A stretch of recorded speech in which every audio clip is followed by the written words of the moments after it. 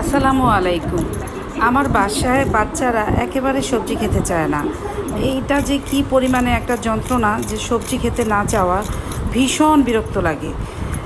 সবজি দিলে সবজি খাবে না। তো আমি মাঝে মাঝে সবজি খেতে চায় না দেখে সবজিগুলোকে একটু ভিন্নভাবে রান্না করতে চেষ্টা করি, যাতে বাচ্চারা খেয়ে ফেলে। সুতরাং সেদিনও তাই করলাম।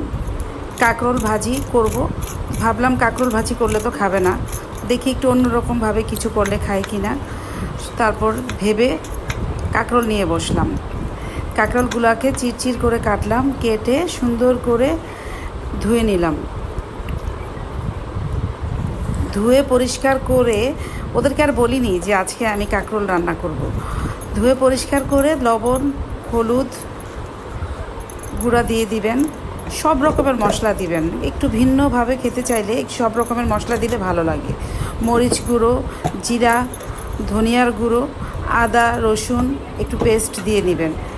আদাটা না দিলেও চলে, তা আমি দিয়েছি, আপনারা দিলে দিবেন, না দিলেও কোনো সমস্যা নেই, স্কিপ করতে পারেন। দিয়ে ভালো মতো মেখে নেবেন। তারপর দ্বিতীয় কাজে চলে যাবেন। প্লেটের মধ্যে আপনারা চালের গুঁড়ো, 2 চামচ চালের গুঁড়ো আমি নিয়ে নিয়েছি। চালের গুঁড়োগুলো নিয়ে ভালো মতো ডিম দিয়ে ফাটিয়ে নেবেন। ডিমের কুসুমটা কিন্তু দিবেন না।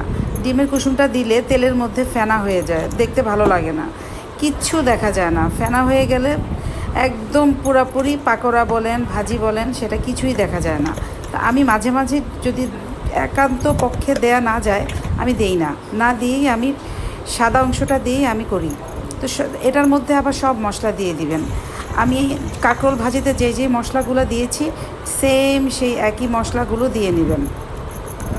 দিয়ে ভালো মতো ফাটিয়ে নিয়ে এই যে একদম নরম একটা ডো তৈরি করে নেবেন।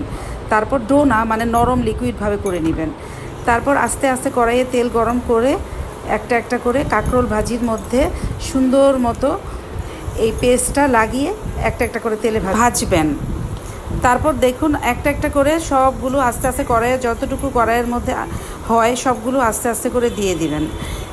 আর তেলটা দিবেন পরিমাণ মতো, অনেক বেশি তেল না, আবার একেবারে কমও না, মাঝারি পরিমাণ তেল দিয়ে আস্তে আস্তে করে এগুলো ভাজবেন।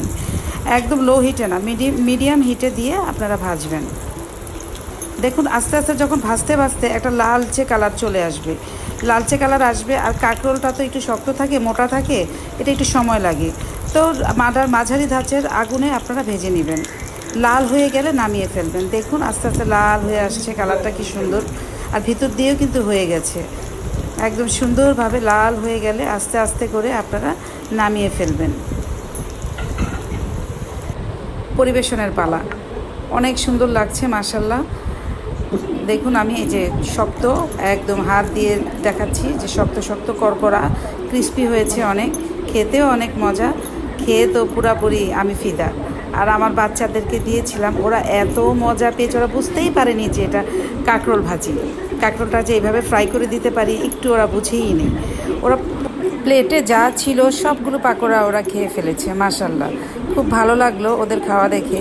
তো সুতরাং আপনারাও বাসায় এভাবে বানাবেন, বাচ্চারা আশা করি খাবে। আসসালামু আলাইকুম, ধন্যবাদ।